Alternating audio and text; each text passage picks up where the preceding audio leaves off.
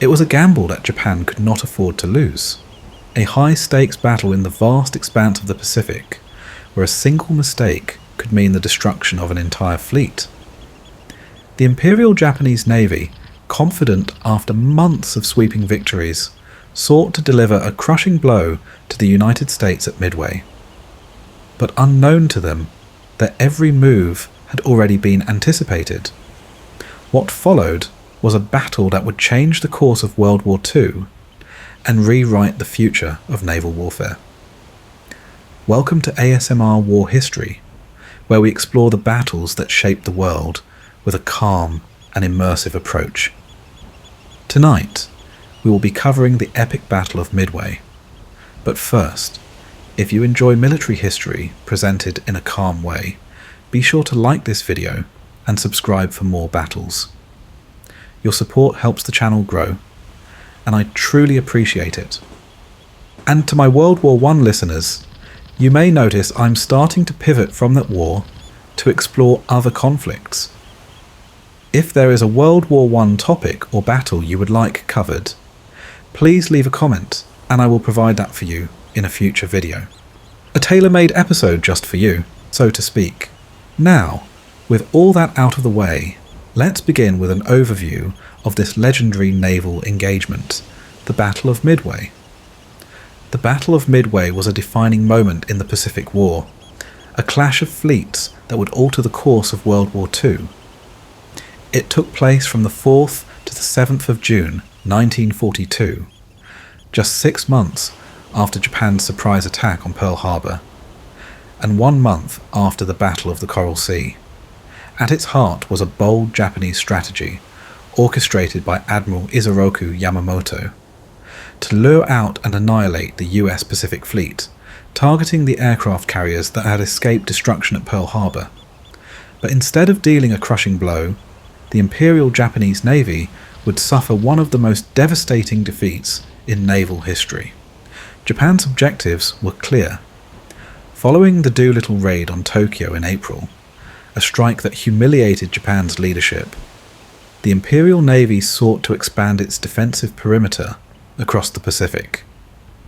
Midway Atoll was the next target, a stepping stone toward further operations against Fiji, Samoa, and potentially even Hawaii. As part of this grand strategy, the Japanese launched a diversionary attack on the Aleutian Islands on the 3rd of June, hoping to split American forces. But their real focus was on Midway, where Admiral Chuichi Nagumo's carrier strike force, the formidable Kido Butai, would lead the attack. The Japanese plan hinged on precise timing and coordination, but there was a fatal flaw.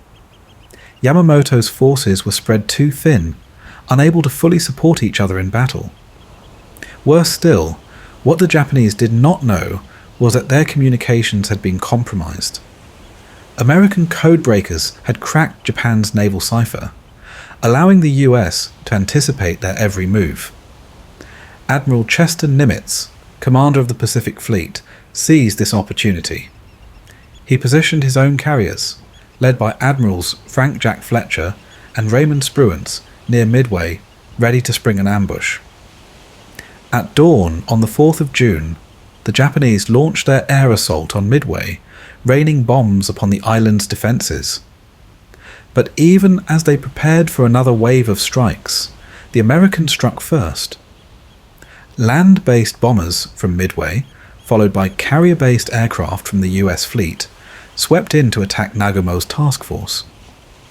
Despite early setbacks, American dive bombers found their moment.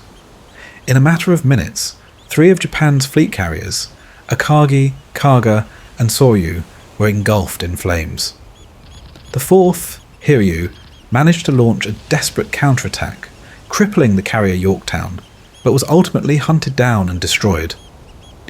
By the end of the battle, all 4 of Japan's fleet carriers, along with the heavy cruiser Mikuma, were sent to the bottom of the Pacific.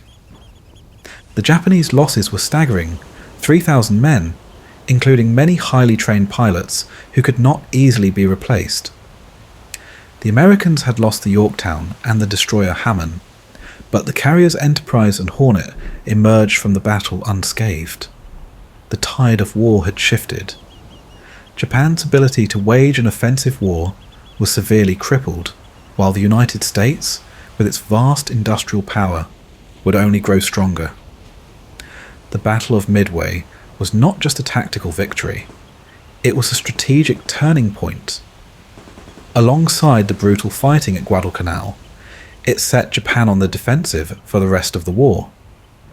The historian John Keegan would later call Midway the most stunning and decisive blow in the history of naval warfare.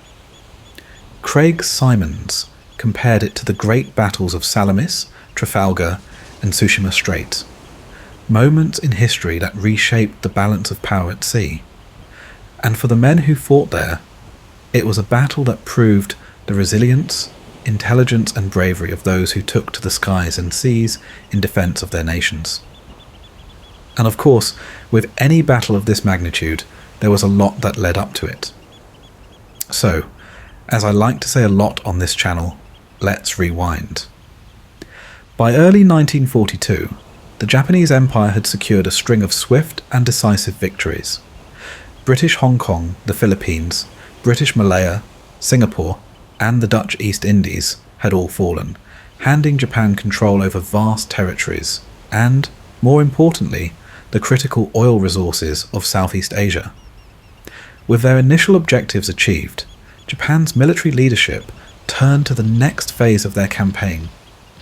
But internal rivalries between the Imperial Army and the Imperial Navy, as well as power struggles within the Navy itself, stalled any clear direction. It wasn't until April of that year that Admiral Yamamoto's plan was finally adopted, a plan designed to strike at the heart of American naval power. Yamamoto believed that the United States aircraft carriers posed the single greatest threat to Japan's dominance in the Pacific. His concerns were reinforced on April 18th, when a daring raid led by Lieutenant Colonel James Doolittle saw 16 American bombers strike Tokyo and other cities. The attack itself inflicted minimal damage, but the psychological impact on Japan was enormous. It exposed a glaring weakness in their defensive perimeter and proved that American bombers could reach the home islands. American carriers had already demonstrated their ability to conduct quick, devastating strikes in the South Pacific, and Yamamoto feared they would continue to do so unless Japan forced them into a decisive battle. Initially, he considered launching a second attack on Pearl Harbor, hoping to draw the US fleet out for a final showdown. But the American defences in Hawaii had been reinforced since the attack in December, making another direct assault too risky. Instead, Yamamoto set his sights on Midway, a tiny atoll at the farthest edge of the Hawaiian chain, over 1,000 miles from Oahu. Strategically, Midway was not particularly significant for Japan, but Yamamoto believed the Americans would see it as a critical outpost for the defense of Pearl Harbor, one they could not afford to lose. He calculated that if Japan moved against Midway, the US would be forced to send its carriers into battle to protect it. That was precisely what he wanted. What Yamamoto did not know was that Midway was, in fact, vital to American strategy. After the battle, it would serve as a forward base for submarines and long-range bombers, extending US operations deeper into Japanese-held territory. But before that could happen, the Americans would have to fight to keep it. And they were more prepared than Japan ever expected. Yamamoto's plan to seize Midway was a textbook example of the elaborate and highly complex strategies that defined Japanese naval planning during the war. It required the precise coordination of multiple battle groups across hundreds of miles of open ocean. But the plan was built on faulty intelligence. Japanese analysts believed that only 2 American carriers, USS Enterprise and USS Hornet, were still operational in the Pacific after the Battle of the Coral Sea. They assumed that USS Yorktown had been destroyed along with USS Lexington. In reality, Yorktown had limped back to Pearl Harbor, and, after just 72 hours of intensive repair work, was back at sea, playing a critical role in what was to come. Another flaw in Yamamoto's planning was the mistaken belief that American morale had been shattered by Japan's string of victories. The Japanese High Command expected a hesitant and reactive enemy, one that could be lured into a decisive battle and destroyed. But they underestimated the resilience of the American fleet and, more importantly, the intelligence capabilities that had begun to shift the balance of the war. To trap the Americans, Yamamoto planned an elaborate deception. His forces would be widely dispersed, with his main battle fleet trailing far behind the carriers of the Kido Butai, Japan's elite mobile strike force. The idea was simple. Nagumo's carriers would launch devastating airstrikes on Midway, drawing the American fleet into battle. Once the US forces had been weakened, Yamamoto's battleships would arrive to finish the job in a decisive daylight gunfight. This tactic, rooted in traditional naval doctrine, was built around the idea that aircraft carriers could cripple an enemy fleet, but battleships were still needed to deliver the final blow. But the plan had a fatal flaw. The sheer distance between Nagumo's carriers and Yamamoto's main force meant that they would be unable to support each other in time if something went wrong. Nagumo's fleet, tasked with both attacking Midway and dealing with the American response, had only 2 battleships, 2 heavy cruisers, and a handful of destroyers to protect its carriers. Meanwhile, Yamamoto's main force, which contained additional battleships, cruisers, and light carriers, was hundreds of miles away, too far to provide immediate support. What Yamamoto didn't know was that American codebreakers had already cracked portions of Japan's naval cipher, known as JN-25. US intelligence had intercepted enough details to anticipate Japan's movements. The Americans were not walking into a trap. They were setting one of their own. At the same time, the Japanese were also conducting a separate operation in the Aleutian Islands, off the coast of Alaska. In an effort to gain support from the Imperial Army, the Japanese Navy agreed to assist in an invasion of Attu and Kiska, aiming to push American air power further away from the home islands. Many in the US feared that these islands could serve as launching points for attacks on the west coast. For decades, historians believed the Aleutian operation was a feint meant to draw American forces away from Midway. However, Japanese records indicate that it was intended to be launched simultaneously with the Midway attack. But a one-day delay in Nagumo's departure led to the Aleutian invasion beginning just ahead of schedule. Whether intentional or not, this operation removed valuable warships that might have otherwise reinforced the main attack at Midway.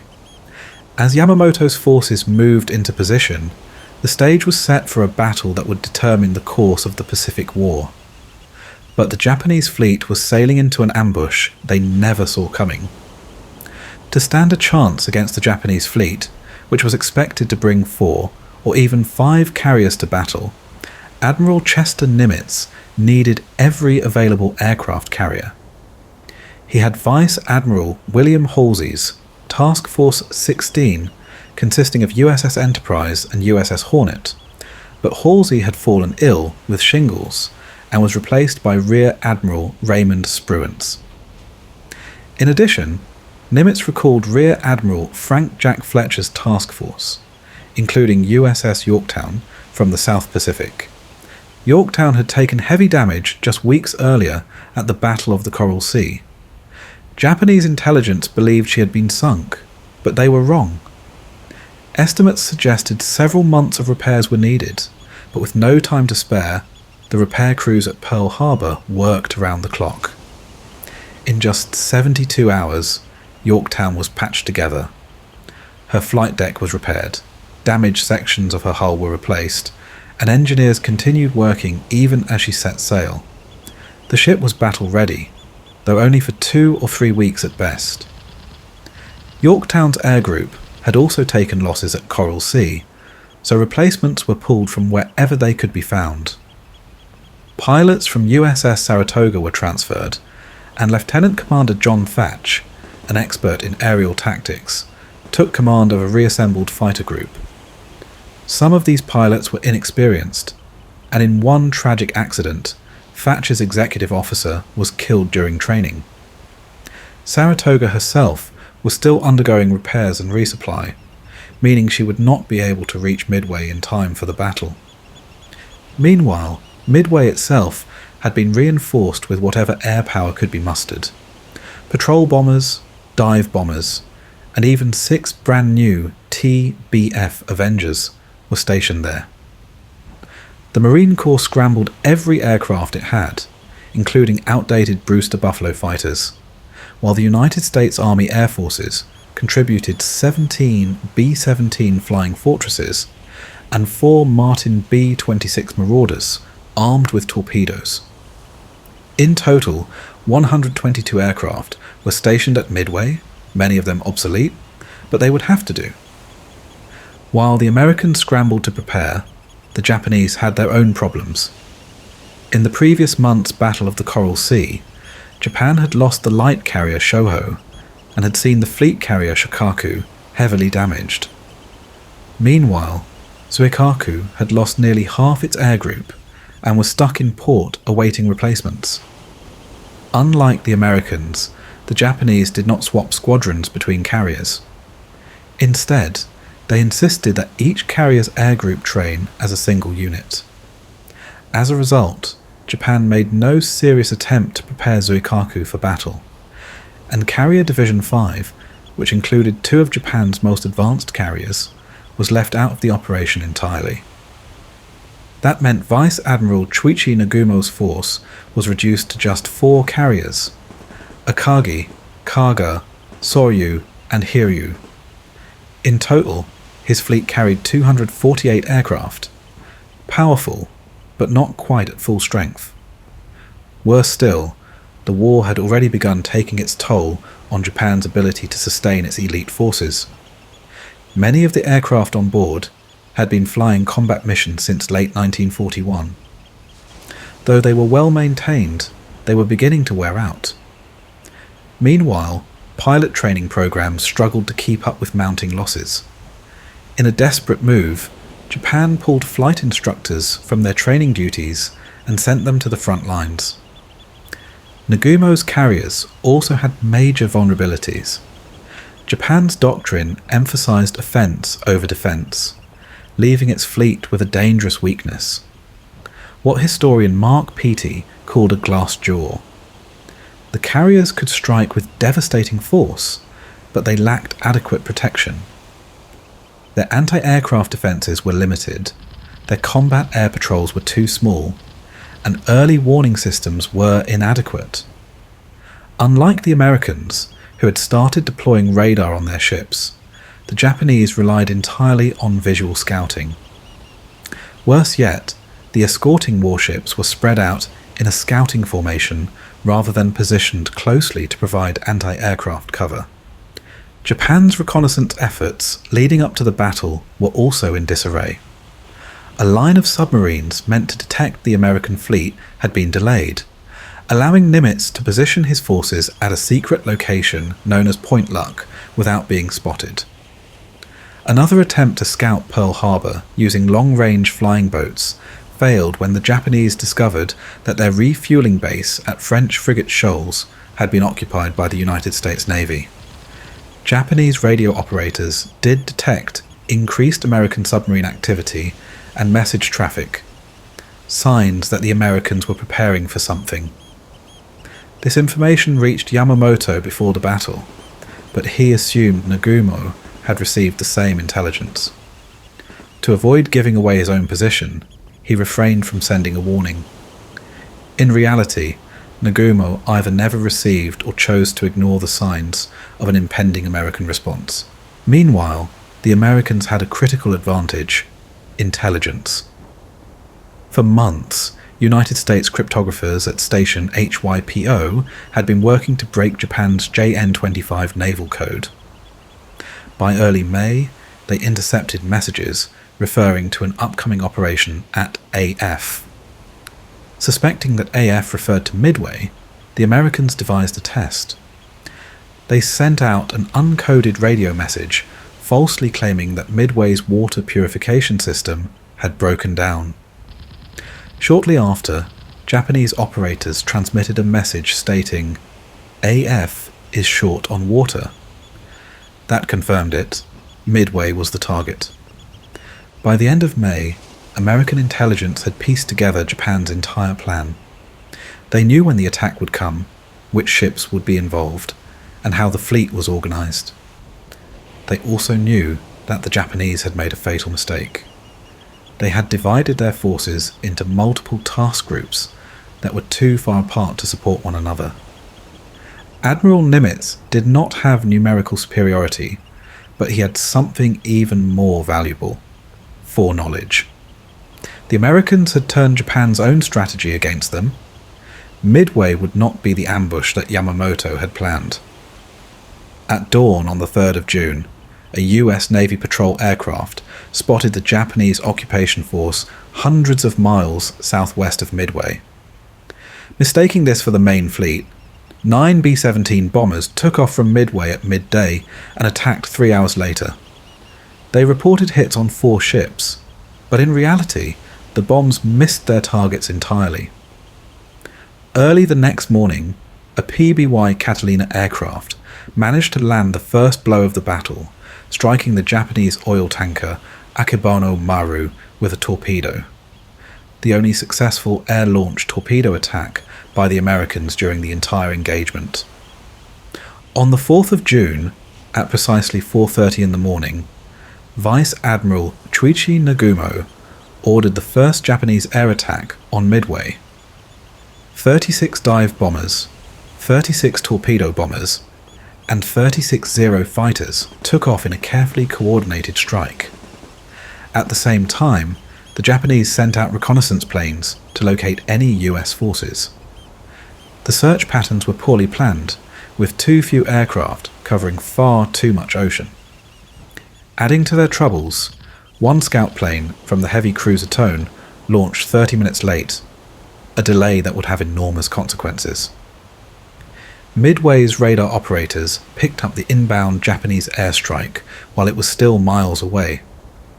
Fighters scrambled into the sky while bombers took off on their own mission, an attack on the Japanese fleet. At 6:20, Japanese aircraft bombed and heavily damaged the American base. Midway's Marine Corps fighters tried to stop them, but were overwhelmed. Within minutes, nearly all the defending fighters were shot down or crippled. Despite this, American anti-aircraft fire was brutal, shooting down 3 Japanese bombers and damaging many others. The Japanese attack had failed to destroy Midway's airbase, leaving American bombers free to launch counterstrikes. Immediately after the raid, Midway-based aircraft made multiple attacks on the Japanese fleet. These included 6 Avengers, 11 Vindicator dive bombers, and 4 B-26 bombers armed with torpedoes. The Japanese repelled the assaults, losing only 3 fighters while destroying 5 Avengers, 2 Vindicators, 8 Dauntless dive bombers, and 2 B-26 bombers. Among those lost was Major Lofton Henderson, the first Marine pilot killed in the battle. Later, the main airfield on Guadalcanal would be named in his honor. One American B-26 bomber, piloted by Lieutenant Herbert Mays, made a desperate attempt to crash directly into the bridge of the aircraft carrier Akagi after being badly damaged by anti-aircraft fire. The plane barely missed, plunging into the ocean. The near disaster may have influenced Nagumo's next decision, one that would seal the fate of his fleet. Instead of keeping reserve aircraft armed for anti-ship operations as Admiral Isoroku Yamamoto had ordered, Nagumo chose to rearm his planes with land attack bombs, intending to launch a second strike on Midway. His carriers were now in a vulnerable state, fully loaded with fueled and armed aircraft sitting on their decks. Meanwhile, The American submarine USS Nautilus had been stalking the Japanese fleet. At 8:20, it fired a torpedo at a Japanese battleship, but missed. Destroyers chased the submarine for over an hour, buying time for the American carrier forces to move into position. As Nagumo's crews worked frantically to rearm their planes, the delayed Japanese scout plane from Tone finally sent its report at 7:40. It had spotted an American naval force to the east. However, the report failed to specify whether the fleet included aircraft carriers. Nagumo hesitated. Should he continue rearming his bombers for a second strike on Midway, or should he change course and prepare them for an attack on enemy ships?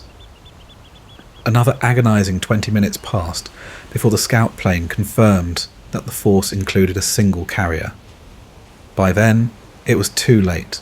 Nagumo's carrier decks were still cluttered with fueled and armed aircraft when the first wave of American torpedo bombers arrived. At 9:25, 15 Devastator torpedo bombers from Hornet attacked. 4 minutes later, 14 more Devastators from Enterprise joined the assault. Then, at 10 o'clock, 12 more from Yorktown swooped in. The attacks were uncoordinated and unsupported. Without fighter cover, the slow-moving Devastators were sitting ducks. Japanese Zero fighters shredded the squadrons, shooting down 35 of the 41 torpedo bombers. The sacrifice of these aircrews, however, would open the door to victory. With the Japanese fighters drawn low to sea level, there was nothing to protect the carriers when the next wave of attackers arrived. At precisely 10:25, dive bombers from Enterprise and Yorktown plunged from the sky. 30 Dauntless dive bombers from Enterprise struck first, targeting Akagi and Kaga. 17 more from Yorktown attacked Soryu. Within minutes, the sky over the Japanese fleet was filled with towering plumes of smoke and fire. Bombs exploded among parked aircraft, setting off devastating secondary explosions. In just a few moments, 3 of Japan's 4 aircraft carriers were reduced to flaming wrecks. The American carriers had already launched their strike against the Japanese fleet. Admiral Frank Jack Fletcher, in overall command aboard Yorktown, relied on early morning reports from PBY patrol planes and ordered Admiral Raymond Spruance to strike as soon as possible. The Yorktown was initially held in reserve, in case other Japanese carriers were present. Spruance made a critical decision. Though the distance to the enemy fleet was extreme, he determined that launching an attack immediately was their best option. His staff, led by Captain Miles Browning, calculated that by steaming at high speed toward the enemy, the American carriers could close the gap before launching aircraft. At just after 7 in the morning, aircraft from Enterprise and Hornet took off, followed by Yorktown's air group 1 hour later. Unlike their Japanese counterparts, who could launch over 100 aircraft in mere minutes, the American carriers required over an hour to get their strike airborne. Spruance understood that coordinating a precise, massed attack was preferable, but he also knew that speed was critical. If the Japanese could be caught at the wrong moment, while rearming and refueling their aircraft, an overwhelming strike would be devastating. He made the calculated gamble to send aircraft out in separate waves rather than wait for a perfect formation. However, the American strike groups struggled to locate their targets. The attack group from Hornet, led by Commander Stanhope Ring, followed an incorrect heading and never found the enemy. 10 of their fighter escorts, low on fuel, were forced to ditch into the sea. But one squadron did find its way. Hornet's Torpedo Squadron 8, led by Lieutenant Commander John Waldron, ignored orders and followed the correct course. At 9:20 in the morning, Waldron's squadron found the Japanese carriers and pressed their attack. The outdated and slow TBD Devastators were easy prey for the Japanese Zeros, which ripped through the American formation.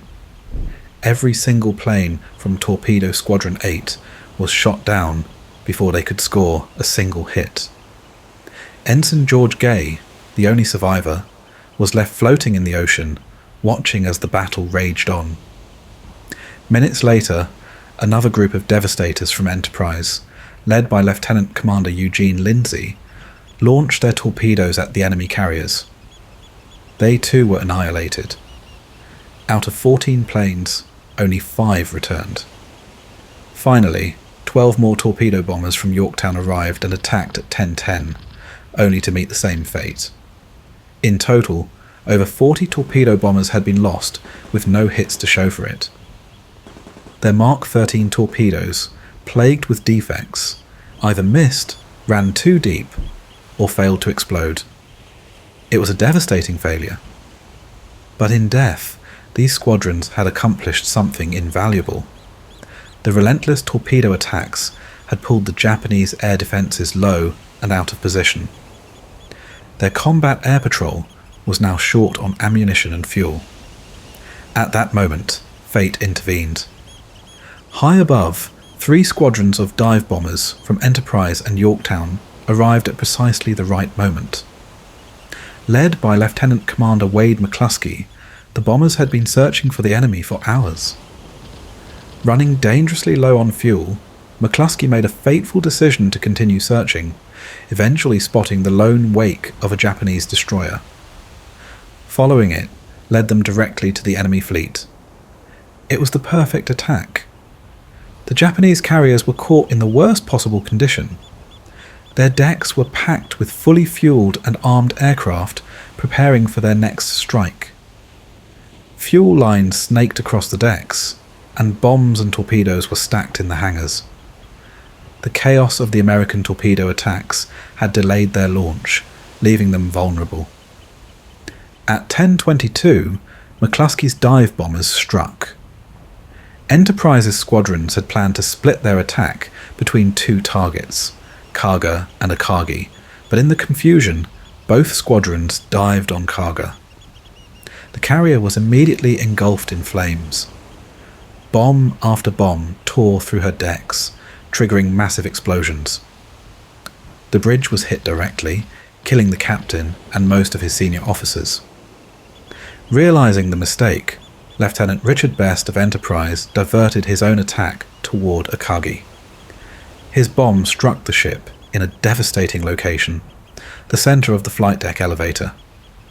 The resulting explosion ignited a firestorm in the hangar below, where dozens of armed aircraft were waiting to take off. The flames quickly spread out of control. Meanwhile, Yorktown's dive bombers found Soryu and struck with equal precision. At least 3 bombs hit the carrier, setting off a chain reaction of explosions. Gasoline-fed fires raged through the ship as ammunition and ordnance detonated. In a matter of minutes, 3 of Japan's 4 carriers were doomed. Kaga was a burning wreck, Soryu was engulfed in flames, and Akagi was slowly being consumed by fire. Admiral Nagumo had no choice but to abandon his flagship, transferring command to a cruiser. 1 Japanese carrier remained, Hiryu. The lone survivor of the attack was still fully operational, and she was about to launch her own strike in retaliation. The lone surviving Japanese carrier wasted no time in striking back. With no other carriers left, the fate of the Japanese fleet rested on her decks. She launched her first wave of bombers, 18 dive bombers and 6 Zero fighters, which followed the retreating American aircraft and found the Yorktown. At midday, the first attack struck. 3 bombs slammed into Yorktown, punching through her deck and igniting fires below. The explosions knocked out all but one of her boilers, slowed her to a crawl, and destroyed an anti-aircraft mount. Yet, despite the devastation, Yorktown refused to go down. Her damage control crews worked furiously, patching the flight deck and restoring power. Within an hour, she was back in motion, making nearly 20 knots. To show she was still in the fight, a massive American flag was hoisted over her deck. But Hiryu was not finished. Just an hour later, a second wave of torpedo bombers arrived. assuming they were attacking a different American carrier, unaware that Yorktown had been struck once already. This time, 2 torpedoes found their mark. Yorktown shuddered under the blows, listing heavily to port, dead in the water. With no power left, she drifted helplessly. But even then, she remained afloat. The Japanese pilots, believing they had sunk 2 different carriers, returned to Hiryu, bringing a rare moment of celebration to the fleet. Even with their heavy losses, they believed they had delivered a devastating counterpunch.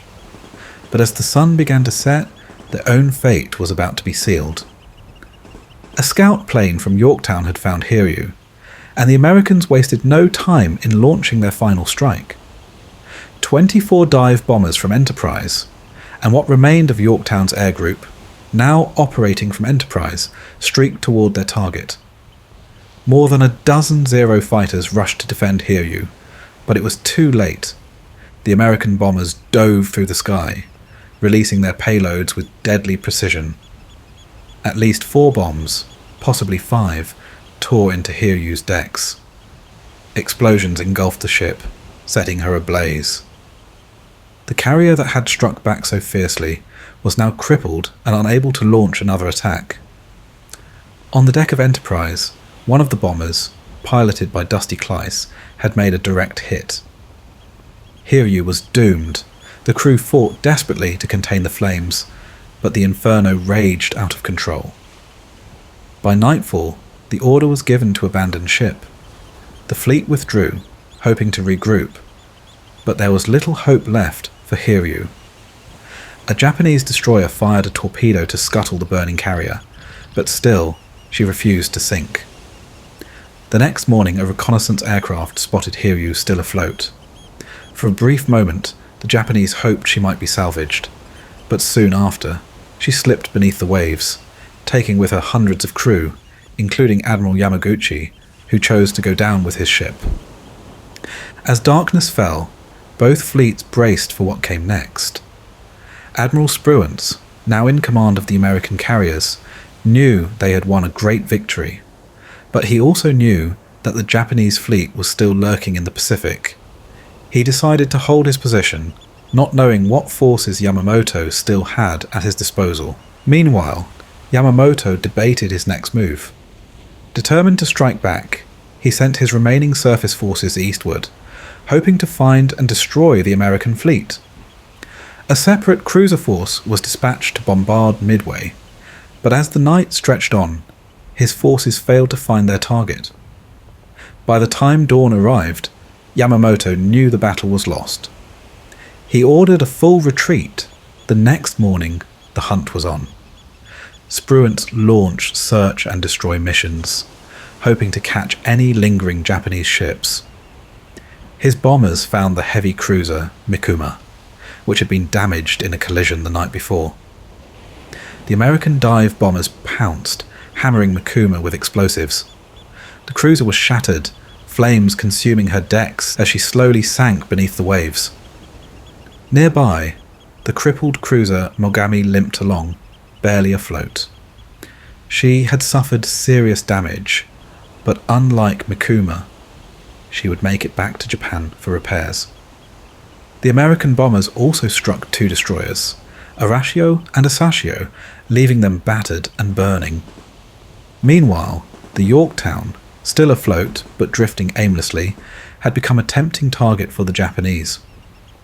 Late in the afternoon of June 6th, the submarine Y-168 slipped through the American defensive screen and fired a spread of torpedoes. 2 of them struck Yorktown, dealing the final blow. Another torpedo slammed into the destroyer Hamon, splitting her in 2. As Hamon sank, her depth charges detonated, killing dozens of sailors. For another night, Yorktown remained on the surface, her crew watching helplessly as the ocean claimed her inch by inch. By dawn on June 7th, she finally rolled onto her side and disappeared beneath the waves. The battle was over. The cost had been high. Japan had lost 4 fleet carriers, a heavy cruiser, and more than 3,000 men. Among them were some of the Empire's finest aviators, men who could not be replaced. On the American side, losses were far lighter, but still painful. Yorktown and Hammond were gone, and over 300 Americans had perished, including General Clarence Tinker, who died leading a bombing mission against the retreating Japanese fleet. With their decisive victory secured, the American fleet turned its attention to recovery and reinforcement. As the pursuit of the retreating Japanese fleet became too dangerous near Wake Island, Admiral Spruance withdrew his forces eastward to refuel and regroup. His ships rendezvoused with the Saratoga, which was carrying much-needed replacement aircraft. Admiral Fletcher, now aboard Saratoga, resumed command of the carrier task force. For 2 more days, American carriers launched search missions, ensuring that no Japanese force remained a threat to Midway. By the evening of June 10th, satisfied that the enemy was in full retreat, the fleet set course for Pearl Harbor. Despite the overwhelming defeat, Japan's high command didn't immediately grasp the full extent of their losses. On June 10th, the Imperial Japanese Navy presented a vastly incomplete report to the Military Liaison Conference, failing to disclose just how devastating the battle had been. When Admiral Nagamo submitted his official battle report on June 15th, it was classified for the highest levels of command. One of its most shocking claims was that the enemy had been caught off guard, with the Americans supposedly unaware of Japan's plans until the morning of June 5th. In reality, the entire operation had been compromised before the first ship even left port. The Japanese public remained unaware of the disaster. State-run media reported a great victory. Even within the military, many commanders were left in the dark. Only Emperor Hirohito and a small circle of top naval officers knew the truth. The core of Japan's carrier fleet had been obliterated, and with it, much of the Empire's striking power in the Pacific. When the battered remains of the fleet limped back to Hashirajima on June 14th, the wounded were secretly transported to hospitals and placed under isolation. They were labelled secret patients, cut off from their families to ensure that news of the defeat did not spread. Survivors were quickly reassigned and sent to other units in the South Pacific, many of them destined never to return. No senior officers were punished for the loss, and despite his failures, Admiral Nagumo was later placed in command of Japan's rebuilt carrier force. The defeat at Midway forced Japan to rethink its carrier operations. New procedures were introduced, requiring aircraft to be refueled and rearmed on the flight deck instead of in the hangars. Fuel lines were to be drained when not in use, reducing the risk of catastrophic explosions. New carriers under construction were redesigned with improved firefighting systems and fewer flight deck elevators. Training in damage control and emergency response was expanded, but the effectiveness of these measures remained questionable. Later losses, including Taiho and Hio, showed that major vulnerabilities remained.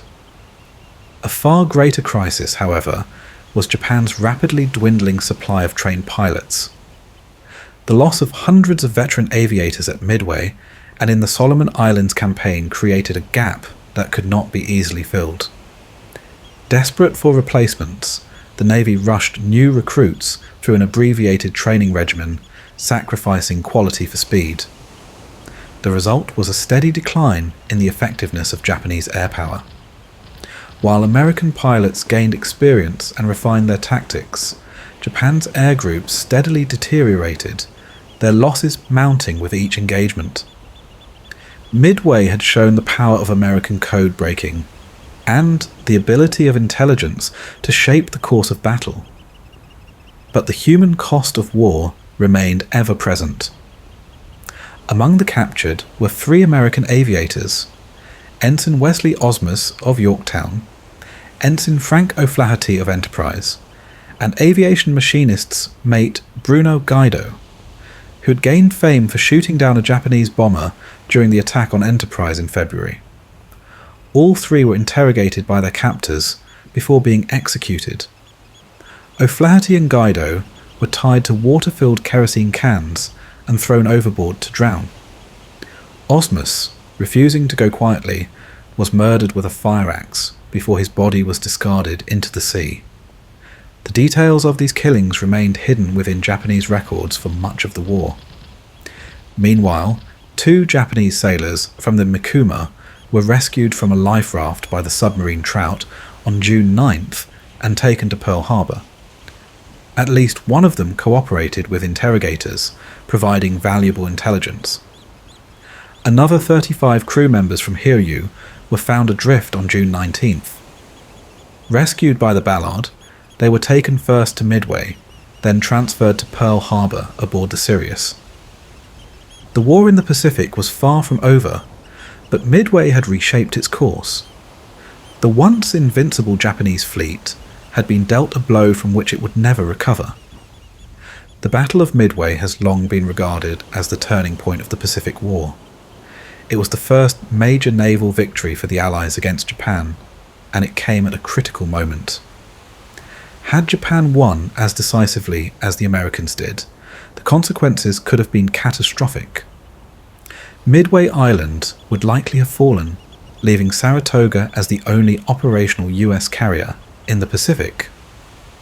With no new fleet carriers scheduled to be completed until the end of the year, Japan might have resumed its plans to seize Fiji and Samoa, or even launched further attacks on Australia, Alaska, or Hawaii itself. Though the battle did not immediately shift naval superiority to the United States, it fundamentally altered the balance of power. Midway gave the Allies the strategic initiative, allowing them to move quickly toward the next stage of the war, the grueling campaign for Guadalcanal and the long battle of attrition in the Solomon Islands. Without Midway, these operations might not have been possible before the first of the Essex-class carriers joined the fleet. The impact on the Imperial Japanese Navy was devastating. The loss of 4 fleet carriers in a single engagement was a blow that could not be easily recovered from. While Japan still had 2 large carriers, Shokaku and Zuikaku, the rest of its available carriers were either small, second-rate, or only marginally effective. Meanwhile, the United States was just beginning to ramp up production. Over the course of the war, America would commission more than 24 fleet and light carriers, alongside a growing fleet of escort carriers, far outpacing Japan's ability to rebuild. Even more damaging was the loss of Japan's elite carrier aircrews. Though the number of pilots killed at Midway was not enough to cripple the Japanese air service on its own, the loss of highly trained mechanics, flight deck crews, and armourers, along with the vast operational knowledge they carried, was devastating. In the months that followed, further battles in the Solomons would erode Japan's remaining core of skilled aviators. By the time of the Battle of the Philippine Sea in June of 1944, Japan had rebuilt its carrier force in numbers, but its new pilots were poorly trained and inexperienced, facing an overwhelming and battle-hardened US Navy. Midway also demonstrated the crucial role of intelligence. The ability to decipher Japanese naval codes allowed the United States to prepare an ambush that changed the course of the war. These code-breaking efforts continued throughout the conflict, leading to further decisive moments. Most famously, the interception and killing of Admiral Yamamoto in 1943. Midway's significance reached beyond the Pacific. Japan's grand plan to link up with Nazi Germany in the Indian Ocean was abandoned. More importantly, the battle confirmed what the future of naval warfare would look like. Air superiority had proven to be the key to victory.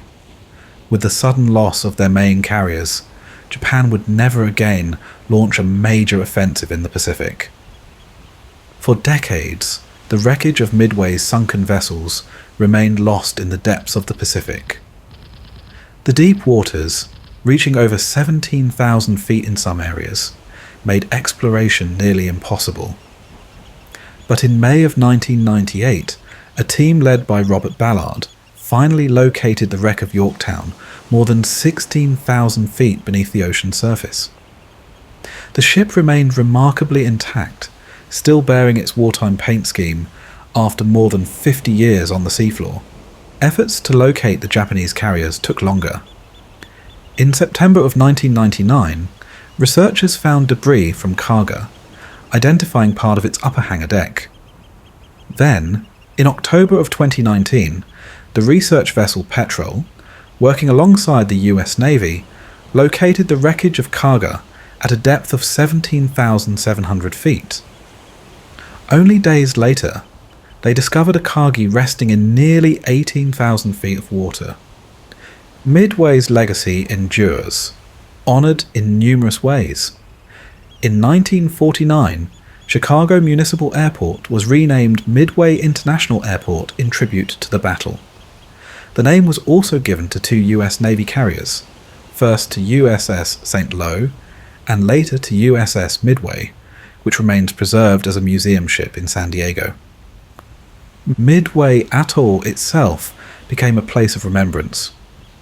In September of 2000, it was designated the Battle of Midway National Memorial, preserving the land and waters where history was made.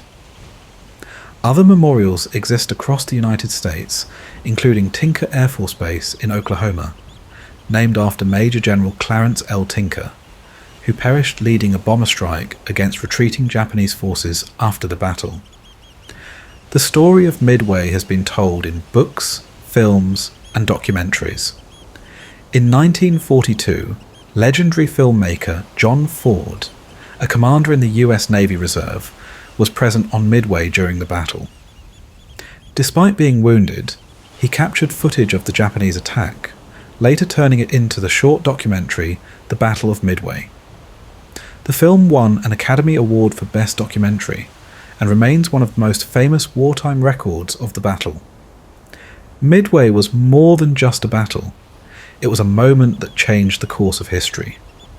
The United States dealt Japan an irreparable blow, shifting the tide of the war in the Pacific. But it came at great cost. The sacrifices of those who fought and died in the waters and skies over Midway would not be forgotten. Their victory, won through skill, bravery and intelligence, ensured that the road to ultimate victory in the Pacific was now open. Thank you for listening. If you enjoyed this episode, please consider liking and subscribing to the channel for more ASMR war history. Your support helps us continue telling the stories of history's most pivotal moments. Until next time, sleep well, my friends.